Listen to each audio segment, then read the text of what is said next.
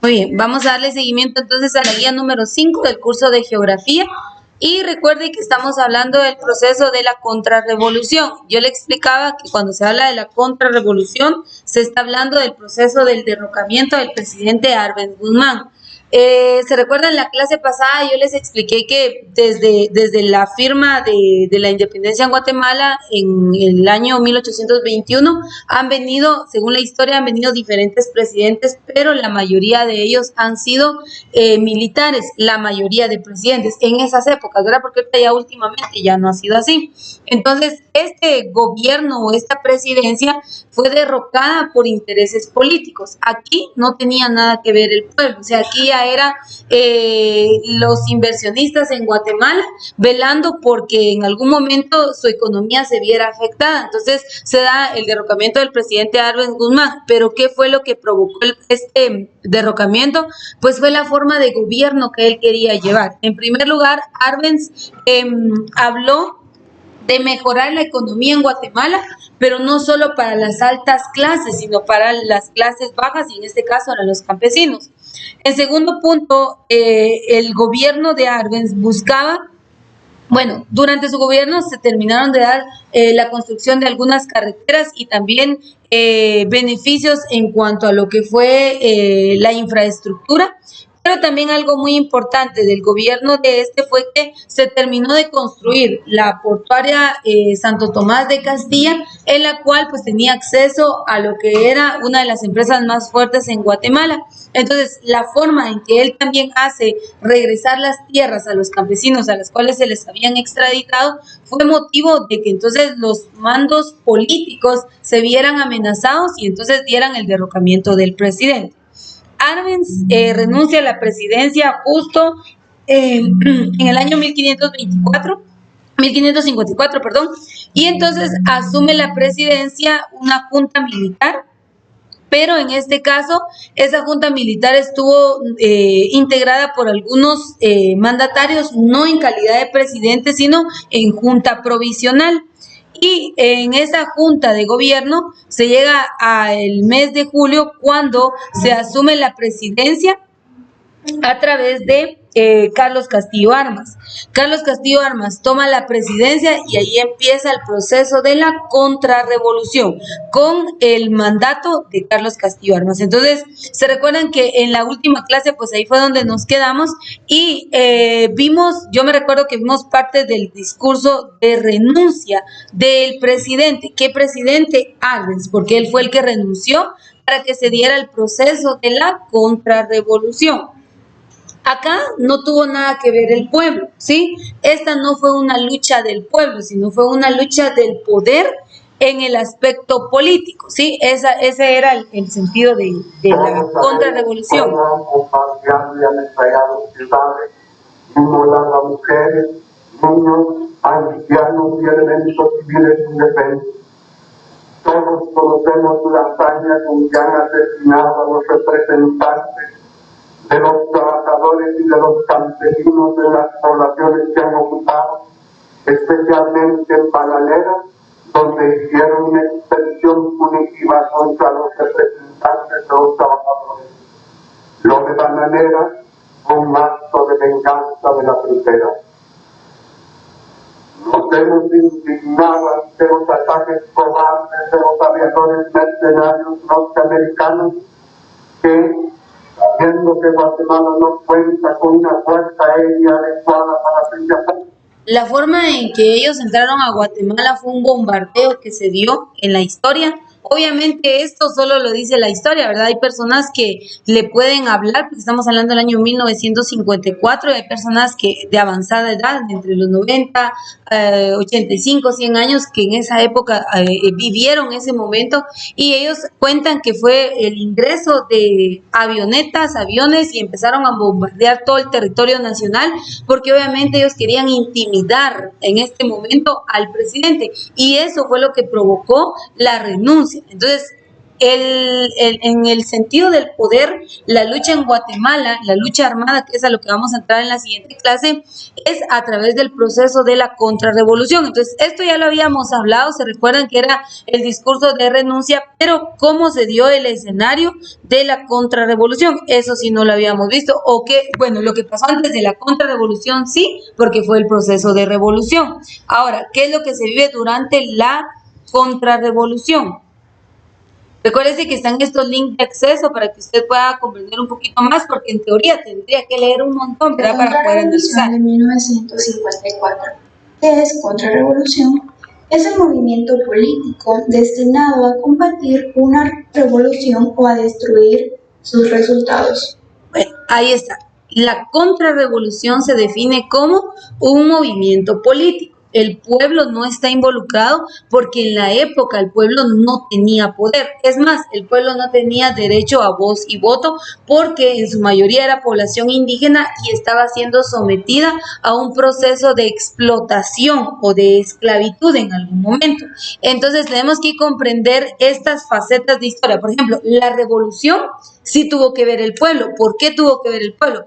Porque la revolución buscó ese proceso de crecimiento social, ¿sí? Ese proceso de desarrollo del pueblo, por eso se llama revolución, en donde se levantaron campesinos, se levantaron estudiantes, se levantaron las mujeres, niños y todos empezaron a manifestarle al gobierno y le decían, queremos derechos. Entonces, por eso se habla de una revolución, y esa revolución trajo desarrollo, que aperturaran centros educativos, que se invirtiera en infraestructura, que hubieran mejoras, que hubiera desarrollo. Entonces sí hablamos de un desarrollo y una participación del pueblo, pero la contrarrevolución no, porque es un movimiento político en donde lamentablemente a través de este proceso de enfrentamientos de poderes, los más afectados fueron el pueblo, y no solamente en el año 1954, sino a partir del 54 que empieza el proceso de guerra, cuando establecen el gobierno de Carlos Castillo Armas, y a partir del 57 que asesinan a Carlos Castillo Armas, de igual manera por intereses políticos.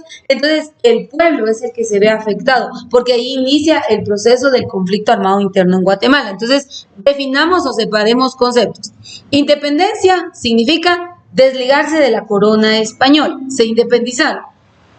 Luego de la independencia viene un proceso de revolución, que fue un desarrollo y un crecimiento para el pueblo, en favor del pueblo. Ahí sí estuvo el pueblo presente. Contrarrevolución, movimientos y enfrentamientos políticos, es decir, de las autoridades o los poderes que buscaban dominar a Guatemala, querían que Guatemala no fuera independiente, y de hecho hoy en día decimos, vivimos en un país independiente, pero en realidad no es así. Entonces tenemos que comprender cada faceta. Entonces esta tercera faceta, que es la contrarrevolución, comprendamos claramente que es enfrentamiento del poder. En junio de 1954, tropas dirigidas por el coronel Carlos Castillo Armas derrocaron al gobierno de Jacobo Arbenz, con lo que se puso fin a los 10 años de democracia en Guatemala. En la Constitución de 1956, el artículo 63 declaró punible toda acción comunista, individual o asociada, con lo cual formalmente se le quitó la legalidad al PGT. Desde 1954, muchos de sus dirigentes fueron detenidos o asesinados en redadas policíacas organizadas por la CIA. Otros escaparon, pero fueron secuestrados por los escuadrones paramilitares. Sin embargo, el partido no desapareció, sino sus líderes se refugiaron en la Universidad de San Carlos, así como en las organizaciones sindicales y campesinas. Como resultado, para una parte de la oposición, la vía armada fue el único camino para lograr la participación política. Así, 1954 marca para Guatemala el inicio del deterioro del sistema político, Bueno, ¿por qué la Universidad de San Carlos? Mire, pues ya para esa época habían ya muchos estudiosos, ya la educación no había sido solo para los españoles, sino que ya había parte del pueblo que tenía acceso a la educación. Por ende, ya habían salido de la ignorancia, ya conocían sobre temas políticos, sobre derechos, ya sabían sobre que, bueno, si yo me preparo, yo estudio, yo me involucro, voy a tener más participación. Entonces, siempre recuerde que eso es parte de la naturaleza del ser humano, el hecho de querer tener el poder o la autoridad. Entonces, esos enfrentamientos enfrentamientos políticos permiten que ya los estudiosos, y como en ese entonces ya la universidad tenía autonomía, porque en el proceso de revolución se le da autonomía a la Universidad de San Carlos, entonces ya estos estudiosos en las diferentes facultades empezaron a tener más participación y ahí empiezan a exigir el derecho, porque recuérdense que en la revolución se da la apertura de los partidos políticos, entonces ahí ya ellos dicen, bueno, ya hay partidos políticos, entonces nosotros ya podemos ser dirigentes y quitar del poder a aquellos que habían traído un sistema de gobierno dictatorial. Y recuérdense que el gobierno dictatorial o el de dictaduras se basó en que solo el ejecutivo tenía el poder.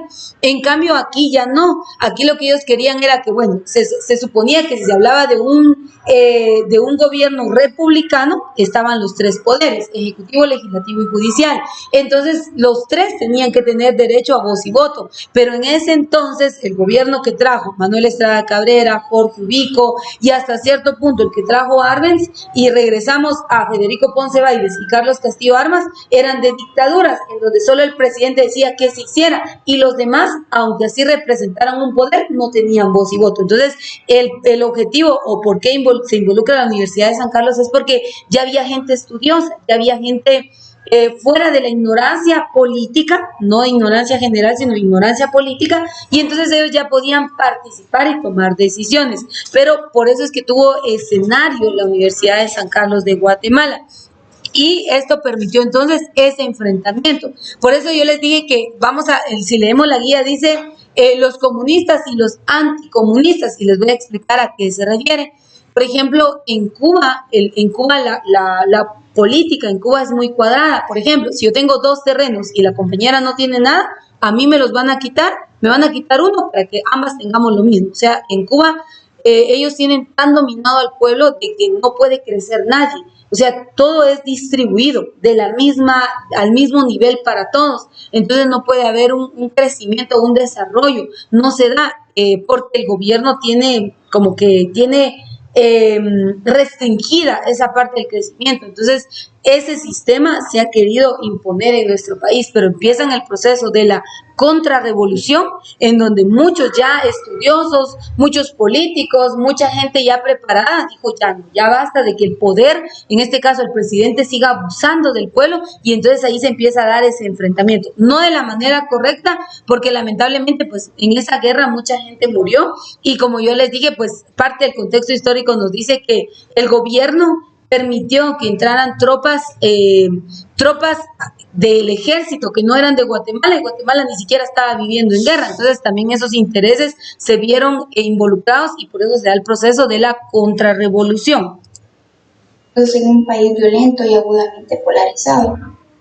Los grupos de derechos humanos calculan que entre 1954 y 1990 fueron asesinados 100.000 civiles guatemaltecos, a lo que yo agregaría muchísimos entre asesinados y más.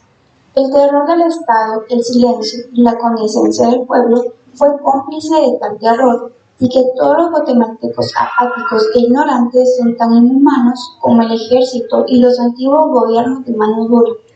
Con decir que en la última elección buena parte de los votos fueron a dar a un militar cuyo eslogan era mano dura, podemos ver que este pueblo no recuerda su triste pasado o no les importa, y no extraña de un país en cuyo centro educativo se enseñan irrelevancias y la mayoría llegan a enterarse de su triste pasado por otras vías. El coronel Carlos Castillo Armas, presidente de la República, mediante un plebiscito oral, entregó de nuevo la tierra a la Unit Fruit Company e inició otra reforma agraria, entregando tierras a oficiales del ejército de Guatemala.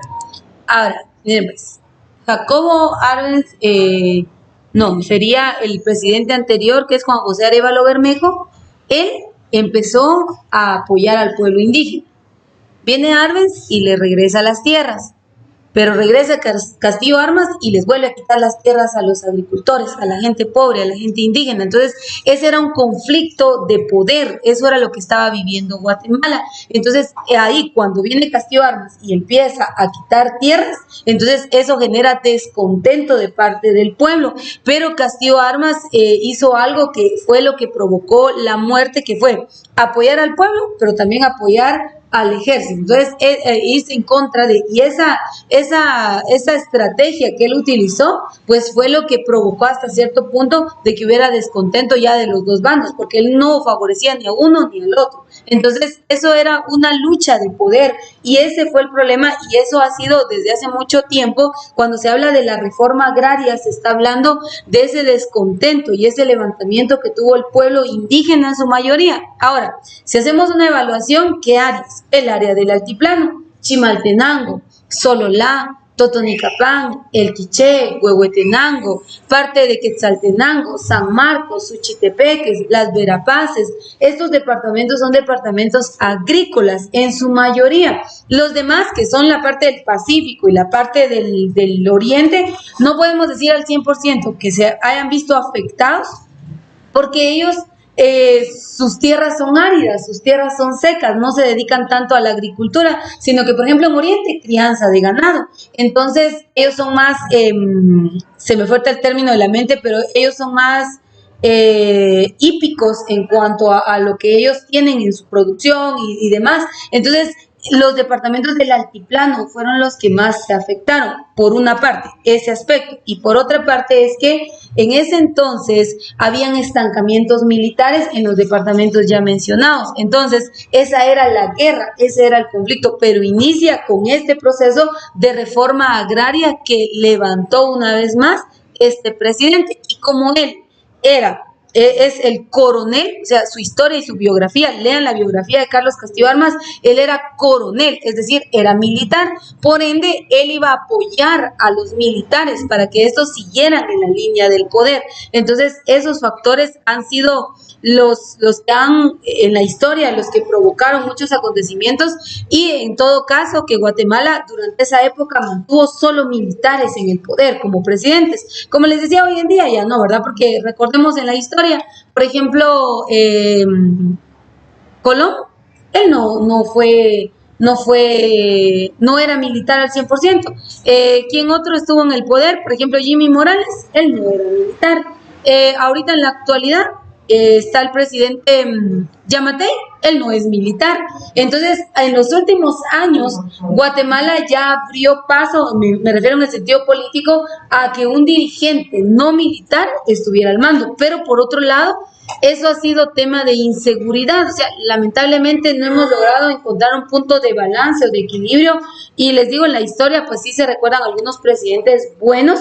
El tema de la corrupción, no podemos decir a ciencia cierta que ninguno fue corrupto, porque ha sido un factor que no se ha podido eliminar al 100%, aunque ellos tengan buenos sueldos, tengan grandes beneficios, ellos siempre van a ver hasta cierto punto sus propios intereses, y esto siempre se ha mantenido en la historia. Entonces, el hecho de ser o no ser militar no ha sido un punto para eliminar la corrupción en Guatemala. Pero para que usted vaya entendiendo los escenarios, hay un libro que se llama Reforma Agraria en Guatemala. Ese libro narra todos los escenarios de guerra que vivieron los campesinos, porque la reforma agraria fue para el campesino. La reforma agraria no fue para el dueño de una fábrica, para el dueño de una maquila. A ellos no les afectaba nada, les afectó a los campesinos. Y como en su mayoría nuestra gente es campesina, hoy en día en la actualidad Guatemala se mantiene económicamente a través de la agricultura. Entonces, esos factores eran los que dañaban en su mayoría, y que aparte de eso, la ley dice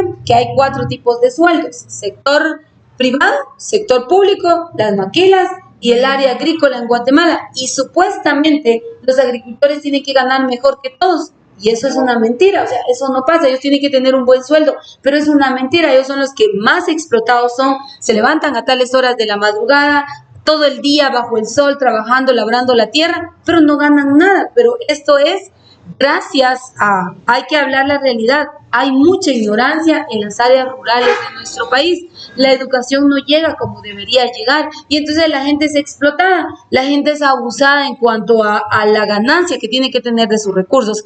Llegan, por ejemplo, un campesino que se crió toda su vida, el abuelo, el papá, todos le enseñaron el trabajo de agricultura. Él sabe de agricultura, pero llega un ingeniero agrónomo que se preparó académicamente, se formó en el tema de la agricultura, llega y les enseña una nueva estrategia o lleva productos, por ejemplo, químicos y todo eso para labrar la tierra. este tiene más ventajas sobre el campesino que toda su vida ha labrado tierra. Entonces, eso era lo que pasaba, que la gente indígena desconocía de procesos industriales o de procesos, hablemoslo, académicos, y ese era el abuso que tenían. Por eso la reforma agraria dice la historia que mucha gente que no sabía ni leer ni escribir, le pintaban una historia bonita, solo le marcaban su huella con tinta y le hacían marcar un documento en donde ellos pensaban que los estaban favoreciendo, pero eran sus escrituras, se las robaron. Por eso es que el gobierno, hoy usted ve tanta tierra en Guatemala y usted dice, pero ¿por qué no las entrega? Porque el gobierno se quedó con esas tierras. Además, mucha gente ya murieron durante el proceso de guerra. ¿Quién iba a reclamar esas tierras si ya el poder tenía dominio a través de documentos legales? Pero los indígenas nunca supieron eso. Entonces, esa fue la reforma agraria en Guatemala. ¿Quién la inició? No la inicia Carlos Castillo Armas, la inicia Manuel Estrada Cabrera desde los 31 años de gobierno que él tuvo, luego llega Jorge Ubico, luego llega Arbenz y ahora el gobierno de Carlos Castillo Armas, siempre en el sistema de reforma agraria. Durante ese gobierno, la Asociación de Estudiantes Universitarios mantuvo una permanente lucha en contra de la actitud entreguista del régimen.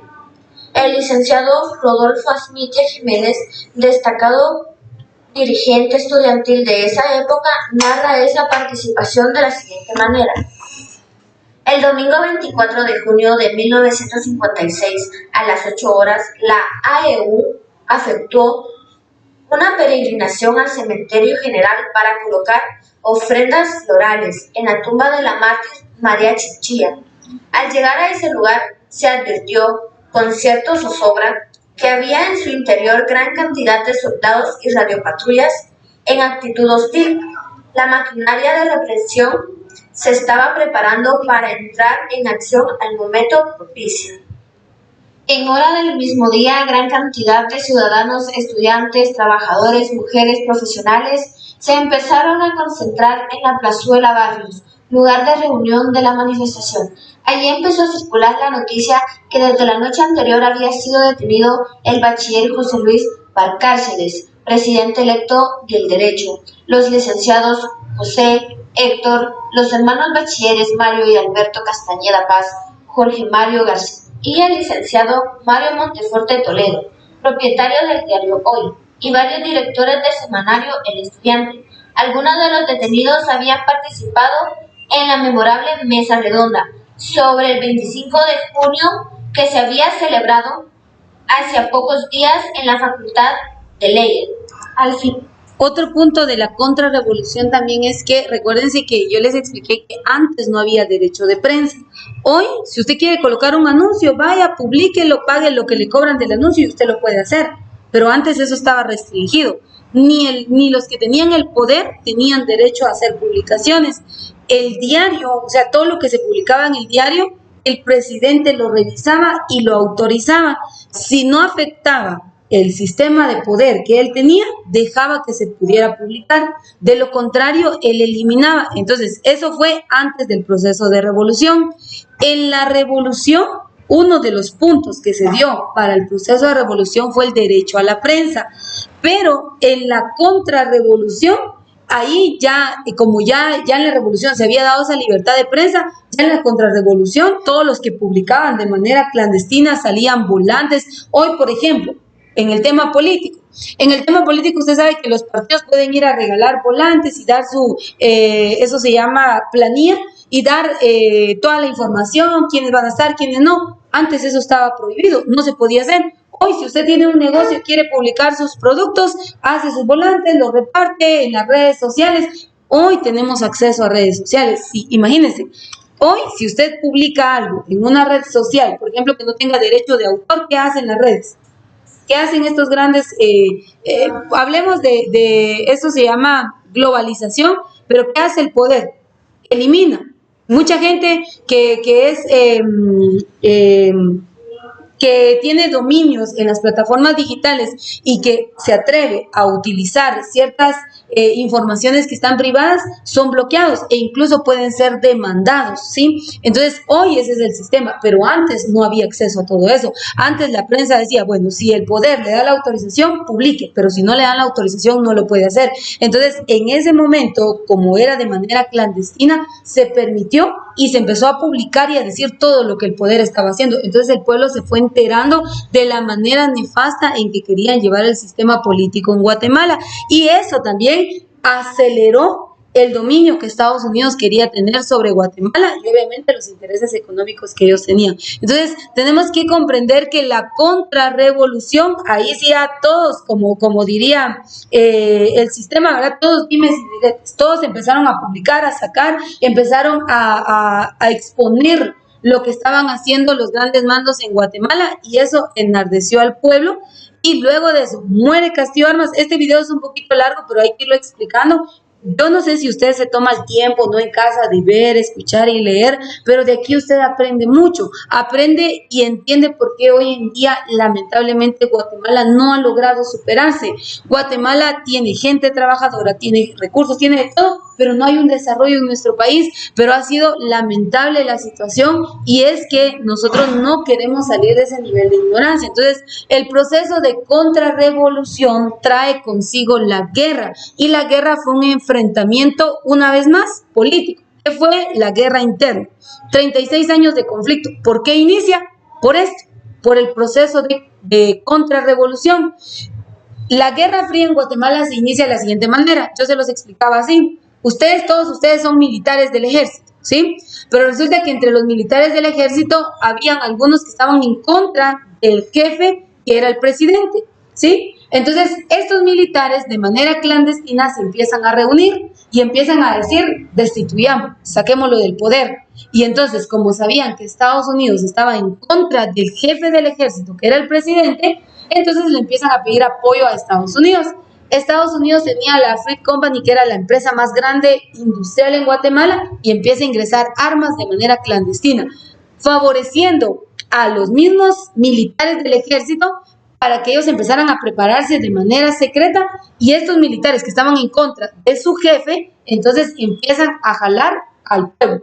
Y entonces ahí empieza la guerrilla, que eran campesinos que también estaban en contra del jefe, del presidente, y así es como se levanta el conflicto armado interno en Guatemala. Ni siquiera fue el pueblo, fueron los propios militares queriendo destituir al presidente e irse en contra de su línea de mando. Eso fue el proceso de Guerra Fría en Guatemala, y que tanto fue que llevó a 36 años de guerra en el país. Pero ¿cómo inicia? Inicia con esto, con el proceso de la contrarrevolución. Mucho tiempo para ver todo el video no tenemos, por cuestión de tiempo vamos a pausar ahora. Pero vea, siga viendo usted este video en casa y va a ver que va a aprender mucho de la historia. Esto es historia política de Guatemala, ¿sí? Y que esta historia política llevó a un proceso de discriminación, racismo, hambruna, mortandad. ¿Cuánta gente inocente no murió a través de este proceso de guerra? Muchos. Y hoy en día el gobierno está pagando por indemnización. No, ese es el término, no me recuerdo ahorita cómo es, pero el gobierno, mucha gente está regresando, obviamente ya muerta, ahora la osamenta está regresando a Guatemala, pero las familias están reclamando a sus seres queridos y el gobierno les tiene que pagar. ¿Se recuerdan? Yo les hablé, hay un presidente que es Ríos Montt, cuando regresa a Guatemala, porque él huyó de Guatemala, él regresa, el pueblo quiso que lo procesaran, pero él no podía ser procesado, aparte ya estaba viejito, ¿verdad? ¿Y para qué procesarlo? Ya lo que él había hecho, pues ya, pero él solo estuvo en el poder un año, pero durante ese año, imagínense que aquí estamos nosotros ahorita recibiendo clases, y si a él se le placía, decía, vayan a tal lugar, disparen a quien esté ahí, mátenlos. Así a sangre fría. No importa si hay mujeres embarazadas, no importa si hay niños, no importa si hay ancianos, no importa si hay niños válidos, mátenlos a todos. Esa era la orden que él daba. Por eso es que a él se le acusa del genocidio en Guatemala. Yo les voy a explicar qué es el genocidio, pero él es el responsable del genocidio en nuestro país. Por eso es que cuando él regresa, todos ya en descontentos dicen, mátenlo, condénenlo, que le den la sentencia de la cadena perpetua. Pero como eso no, en primer lugar, no está vigente en Guatemala. En segundo lugar, un exmandatario político, un exmandatario del poder en Guatemala no puede ser sentenciado por cadena perpetua. Lean la Constitución, lo dice. Entonces, y aparte que era un señor más de 70 años de edad, un anciano, y la ley los protege, no pueden morir de esa manera. Entonces, ¿podía ser procesado? No, pero es un proceso, esto es historia política de Guatemala, y por eso es que cuando entramos al tema, de hecho nosotros estamos restringidos a hablar de política, el Ministerio de Educación no autoriza, porque podría ser una forma de persuasión, mayormente ustedes, ¿verdad? Que, por ejemplo, ahorita la mayoría creo que ya tiene 17, 18, y en las próximas elecciones ya van a poder votar, pero sería una forma como de persuadirles en su voto, y eso no es correcto, ¿verdad? Entonces, pero es importante que tengamos este conocimiento. Pero bueno, vamos a pausar acá por cuestiones de tiempo.